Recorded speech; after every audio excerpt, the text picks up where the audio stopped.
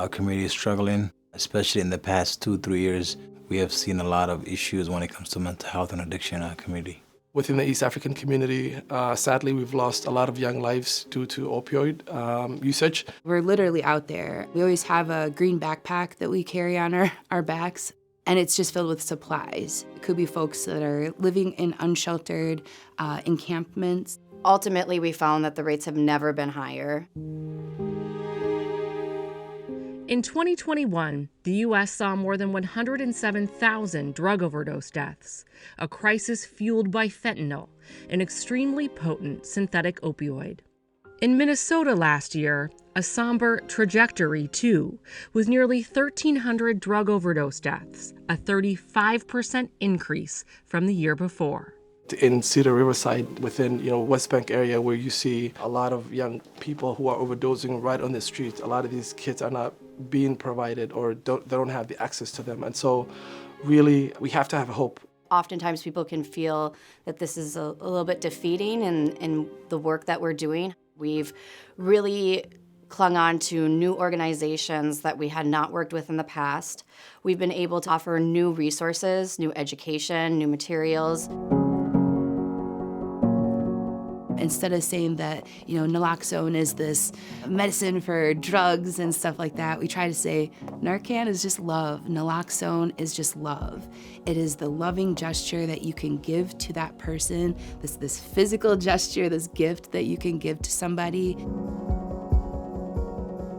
A gift with even greater reach. The Steve Rummler HOPE Network distributed 20,000 naloxone kits so far in 2022, several thousand more than last year. For fentanyl test strips, a significant force of good, handing out 5 times as many as last year. We've called up the Steve Rummler HOPE Network, and they were able to give us Narcans almost same day, which is unheard of. Our work is to learn from the best. We may bring the community outreach, and Steve Rummler may be good at bringing the kids to us, and so everybody really brings in expertise to the table. And with our partnership through Steve Rummler HOPE Network, we're able to bring those packages of love out to people and hopefully encourage that curiosity too, like stay curious about what tomorrow will bring. I really truly feel that because in 2016, my fiance died of an opioid overdose. We were both using, so I am a person that has lived on second and third and fourth chances. People were curious about me at a time that I needed people to be curious about my life. You have family that are literally working day and night, that are passionate about this work. They've lost maybe a child, maybe a loved one. You also have licensed alcohol and drug counselors that fight fearlessly for their clients. You have methadone and Suboxone clinics that are really on a cutting edge of evidence-based practices. And then nonprofit groups, they really work to fill the gaps, whether that is in harm reduction, in street distribution, outreach.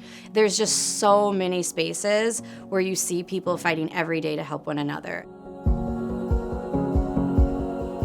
So it's great to be in partnership with people who have known that tragedy, but are transforming it into something very beautiful. When you donate to an organization like ours, there's such a ripple effect. Simply put, we can't make the impact we do without our partners, and we can't do it without you. So we can never lose hope, If someone is still breathing, there's always hope.